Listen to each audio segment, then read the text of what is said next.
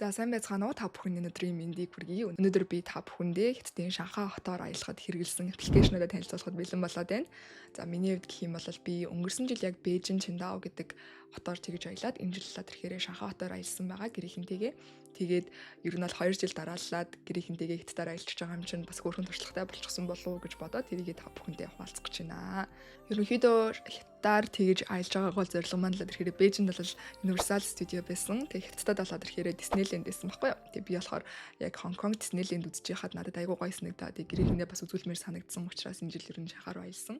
Тэгээд Шанхайг ер нь бол судалгаа хийгээд явж хахад Шанхай ч айгүй үзэсгэлэнтэй хот байсан юм билээ. Би тэрийг юусоо мдээгүй Шанхай гой залуучуудын хот гэж сонсч байснаас яг тогтож журнал судалгаа юусоо тэгж хийж байгаагүй байсан чинь айгүй гой өндөр барилгатай, үзэх юм ихтэй, явах газар ихтэй, ер нь айгүй гоё хот байсан юм билээ.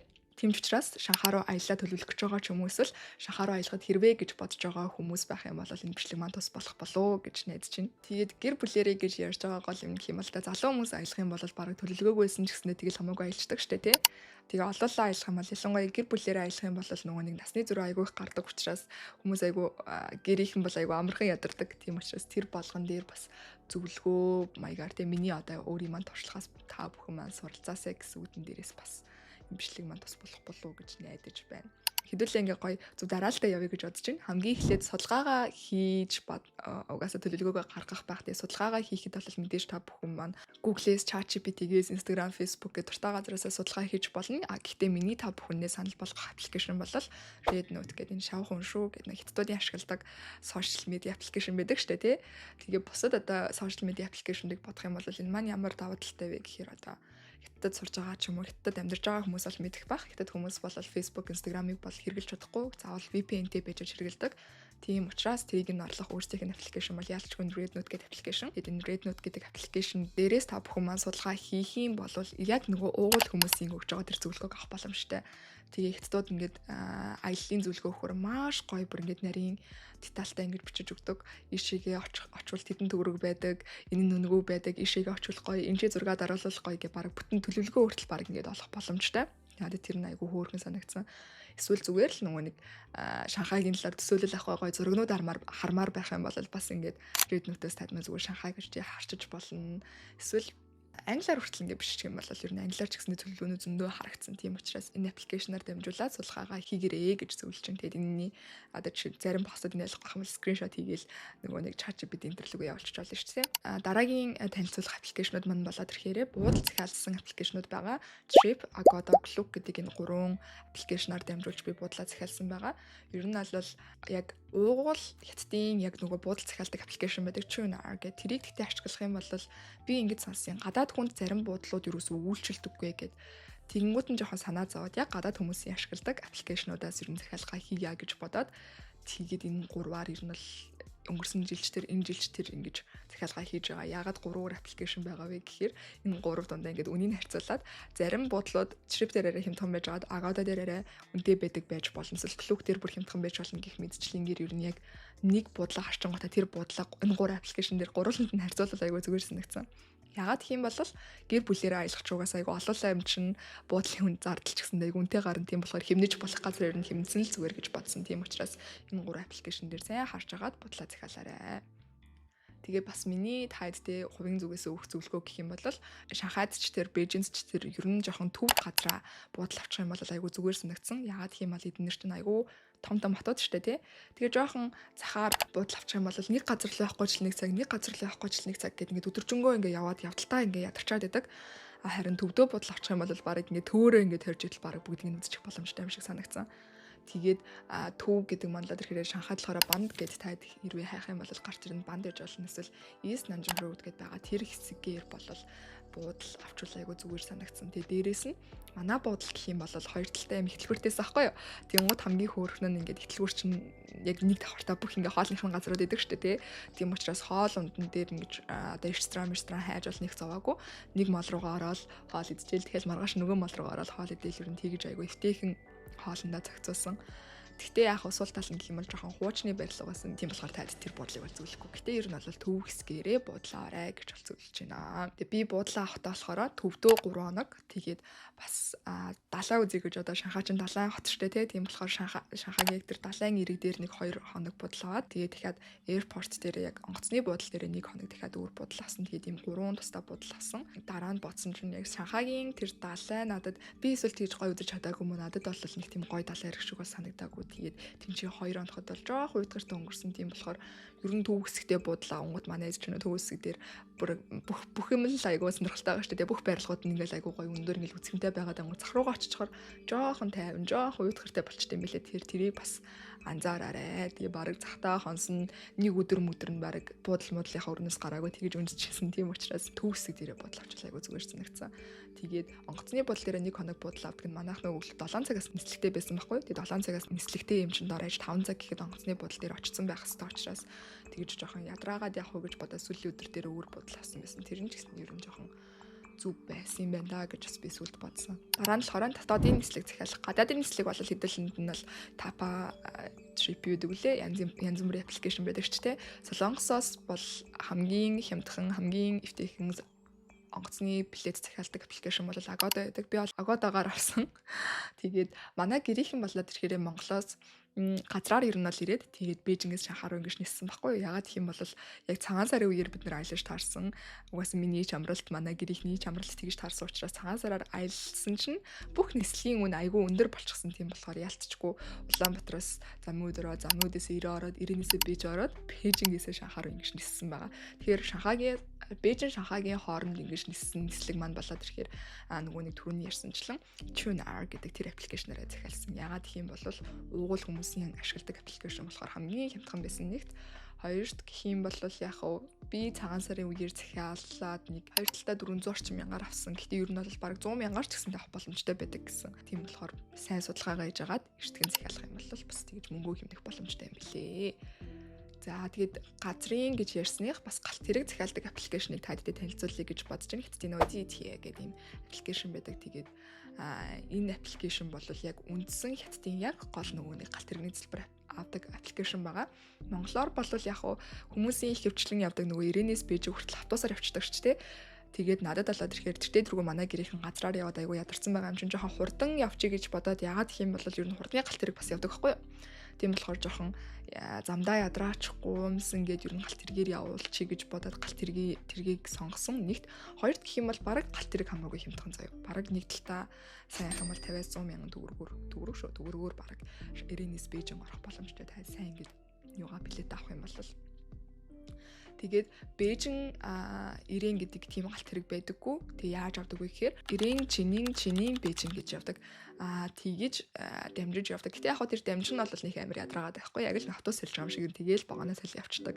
Тэгэж явах юм бол айгүй зүгээр. Тэгээд ирээнээс Жиний хүртэл хурдны галт хэрэг байхгүй. Нэг 5 цаг явдаг ч гэсэндээ Жининээс эхлээ Бээж хүртэл нэг цаг 2 цаг ер нь л яваад ингээд орчдөг айгүй зүгээр. Тэгээд унтлагын гэдэг янз бүрийн опшнтэй байдаг. Тэгээд хурдны галт хэрэгт бол нэг тэгж унтж яваад шаардлагагүй айгүй хурд ирчихэж байгаа учраас тийг авчих юм бол айгүй зүгээр санагдсан. Тэгээд DTA гэдэг энэ аппликейшн дээр өнгөрсөн жил би энэ аппликейшнийг ашиглах гэсэн чинь ерөөсөө аккаунт нээж чадахгүй байгаад байсан байхгүй юу. Тэгэнгүүтээ China Train Booking гэдэг энэ аппликейшнийг ашиглаж яг галт хэргийн төлбөрөөр захиалж ирсэн. Гэхдээ энэ нь бол тэрхээр ялчгүй 100 жилийн хөлс гэж нэг хэдэн доллар жилээ илүү жоохон төлдөг. Тэгээд дээрээс нь давуу тал нь гэх юм бол англиар ярьцдаг. Тэгээд ямар нэг асуулт авах юм бол шууд WeChat руу бичих юм бол айгүй хурд WeChat-д хариулаад өгчдөг. Би нөгөө нэг манай гэрийнхэн галт хэргийн цуучаад холбоог болцсон байхгүй юу. Манай дүүг нь бол яг нөгөө нэг Монгол сүлжээн унаал ихтэй дугаар авсан гэсэн ихтэй дугаараа оруулцдаг юм уу яагаагүй юм мэдхгүй тэгэл таг болсон. Тэгээ бүр амар санаа зовоод тэгээд энэ China Train Booking гэдэг энэ юугаараа аппликейшныхаа WeChat руу ингээд бичээ манайхан билет уншуулж гинөө үгүй байна уу гэдгийг шалгаад өгчөөч гэдгсэн чинь өдөр айгүй хурдан хөөрхөн хариу бичээд уншуулсан байна. Ингэж тэгж надад тэнд явж ин энтриг надад тусалсан. Тийм болохоор бас шууд ингээд ихтэй тэлгүй бол ингээд харьцаад явахад айгүй эвтэйх юм болов уу гэж бодсон. Гэхдээ илүү мөнгө төлмөргүй байх юм бол яг DTA гэдэг энэ аппликейшн дээр бүртгүүлээд галт хэргийн зөвлөрийг захиалаарай. За 3-т гэх юм бол нийтийн тээвэр. За нийтийн тээврүүд л тэгэхээр манайх ч надад тавлаахгүй юу. Тавлаа учраас ер нь нийтийн тээвэр нэг тийшээ явхад л нэг 20 yen болоод исэн. Нэг талдаа 20 ян болж исэн. Одоо нэг 3-аас 4 ян л гэдэм билээ ер нь нэг хүний. Тийм учраас ойрхон газар байх юм бол таксидад, хол газар байх юм бол метродод явсанд бараг дүндээ дүн болж исэн. Тэгээ манайх ч угаасаа төвдөө бодолтой байгаа юм чинь нэг такси барьсан ч гэсэндээ хол баригдахгүй. Такси барьсан чинь нэг 20 30 ян л гараад исэн. Тэгээд таксины аппликейшнийг бол би дараа нь ярина. Тэгээд нийтийн тээврийн аппликейшн гэх юм бол Baidu байгаа. Baidu болохоор яг Хятадын Google Map гэх юм уу? Яг Хятадд ашигладаг аппликейшн байхгүй. Тэгээд тэрүүгээрээ шууд ингээд одоо очих цэгийг ингэх юм бол тэр метрон суугаад энэ автобусын суугаад гэдэг чинь мишэгээ алхаад гэдэг бүх юм айгуугаа дэлгэрэнгүй гаргаад ирдэг. Тэгээд метроны бас аппликейшн маа Metroman гэдэг аппликейшн байгаа. Тэгээд энэ аппликейшнийг өнгөрсөн жил байгуу хэрэгжилж ирсэн. Энэ жил бол тэгэл Baidu-гаа хараад баг авцсан. Тэгээд заавал нэг ашиглах шаардлагагүйсэн. Гэтэ метроны бас аппликейшн хэрэгтэй гэх юм бол Metroman гэдэг энэ аппликейшнийг бас татаж үзээрэй. Тэгэх юм бол бүх одоо тэр хотын Чиндао, Бээжин, Шанхай гэх мэтлэн хотод харуулад тэр метроныхон системийг харах боломжтой аппликейшн байлаа. За тэгээд такси байгаа. Такси болоод ирэхээр Didi-гээр бол дандаа таксигаа дуудаж явж исэн. Гэтэ би бол эхлэгийн алдаад яг онгосноос бунгуудаа Didi-гээр биш шүүд одоо онгоцны буудал дээр байсан таксиг бариад буудал руугаа явсан дараа нь Didi-гээр ингээ харсан чинь тэр ингээд 100 ян гарах хэрэгтэй байсан газар би баг 300-аад ян төлсөн билээ. Тийм учраас ер нь юусыг гин алдаж болохгүй дандаа Didi-гээрээ захиалаарай. За үзүр үйлчлэгээний хувьд болоод ирэхээр ер нь бол би нэг захиалга өгөөгүй л те. Хоолны газар байх юм бол би за дараа нь дахиад нэг өөр аппликейшн ер нь бол Disney үзсэн гэж ярьсан шүү дээ. Disney-ийн билетийг бол Disney-ийн яг аль биесны сайтнаас илүүтэйгээр хямдхан байсан газар бол Trip байсан. Trip дээр болохоор би Disney-ийн тасалбар чи ер нь бол нэг 300-аас 400 ян байдаг гэж би харсан. 450 жилээ за нэг тэр орчим байсан. Гэтэ цагаан сар үе байсан болохоор баг 2 нугалтраад ерөөсөө 700 800-аас буух байгаадсан байхгүй юу.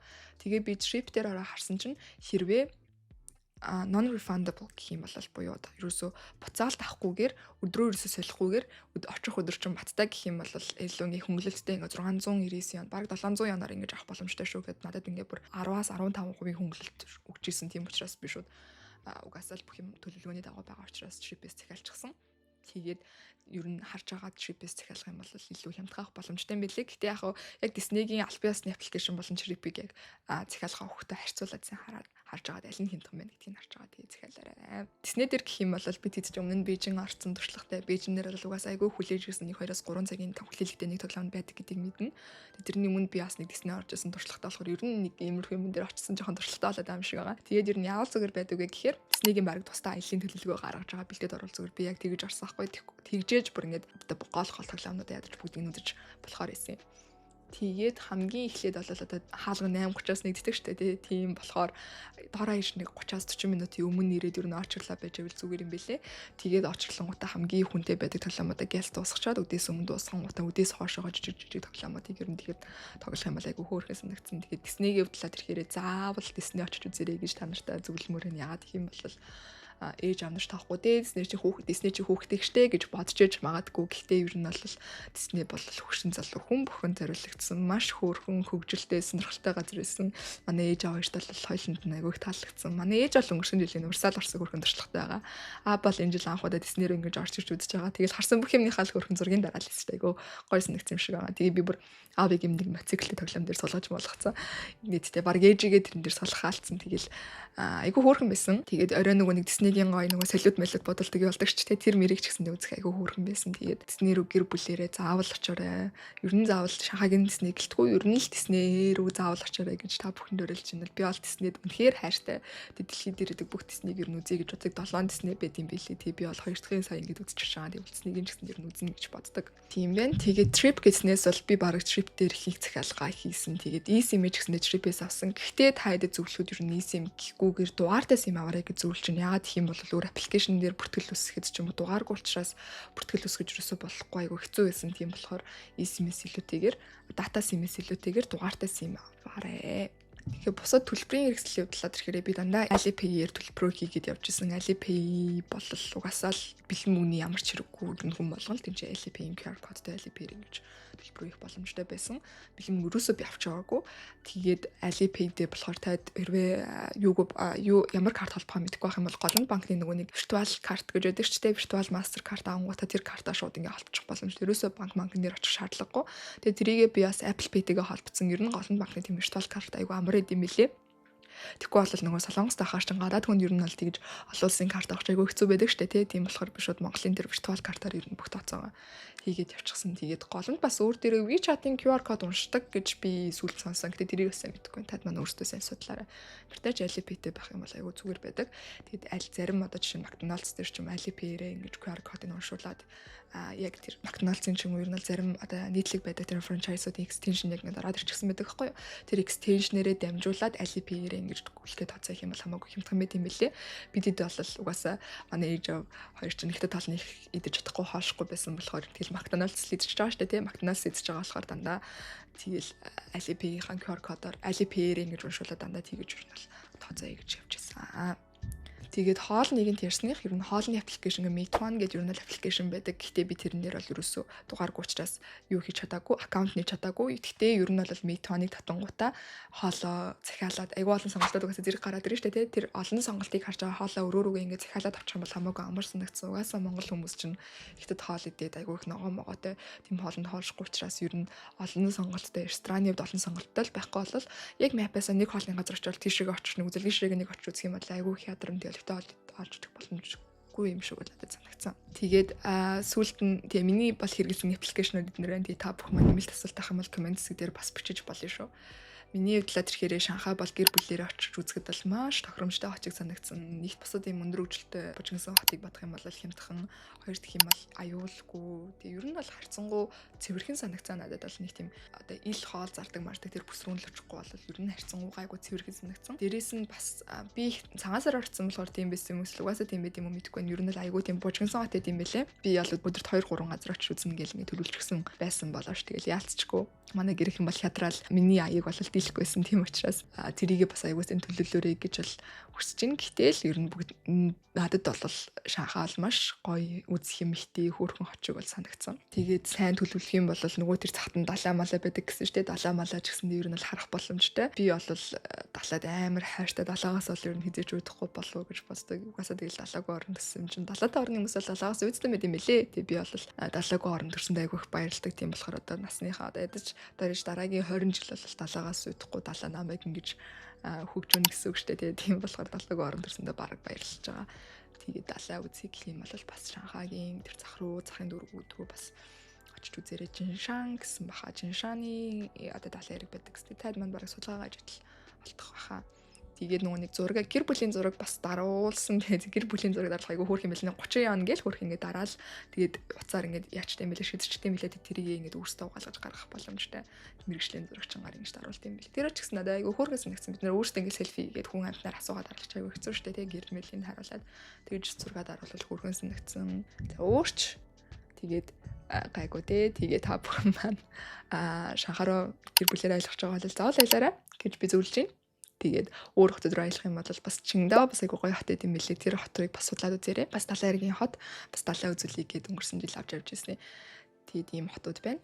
Аялал төлөвлөж байгаа хүний хувьд гэх юм бол бас өөрөө нөгөө нэг яг тэр тухайн газраа ингэ таашаагаад гоё явахаас илүүтэйгээр баг байнга ингээл тарих ажиллаж байгаа шүү дээ. Тэгээ босод хүмүүстэй тэрийг ингэрээ нэг ингэрээ энэ маань хүй хай хайчих уу гэж тэгж байгаа учраас яг тэр аяллаас таашаалах илүүтэйгээр яг ингэ аяллыг зохион байгуулж байгаа учраас яг ингэ гэрийнхэн маань ингээ хамт явж байгаа хүмүүс маань айгуу гоё баяртай зэрэгэлтэй байгааг хараад бас айгуу сэтгэл санаа гоё болдог юм шиг санагдсан. Тэгээ би бол ер нь бол Disney би бол Disney амар хайртай гэж байгаа шүү дээ. Тэгэл Disney-ийн хамгийн сүүлийн солиотыг хараад би бас уйлна гэж байжсэн чи баг юу тэр мөрийг анзаарахгүй тэр маань харж байгаа л энэ маань яаж байгаа л гэл баг тэгжэтлээд өнгөрөөд босцсон. Тэгээ тэр нь бас сэтгэл санаагаа бэлдээрээ ер нь бол төлөвлөж байгаа хүний хувьд бол маш их энерги стресс зарцуулна. Гэхдээ тэрнийгээ дагуулад бол яг тэгээ тэрний одоо үр ашиг нь гараад айгуу гоё хөгжилтэй зэрэгэлтэй байгаа гэрийнхнийгээ хараад ер нь тэгэл тэр сэтгэл маань ингээл айгуу гоё болт юм билээ. Тийм ээ хэдэн нүртэл үзсэн та бүхэндээ маш их баярлалаа. Тэгээ дараагийнхаа бичлэгээр уулзцгаая.